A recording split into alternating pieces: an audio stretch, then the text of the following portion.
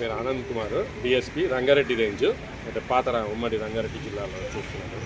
మాకు కంప్లైంట్ వచ్చింది, అంటే ఎక్సైజ్ డిపార్ట్మెంట్లో పనిచేసే వాళ్ళతోటే వచ్చింది.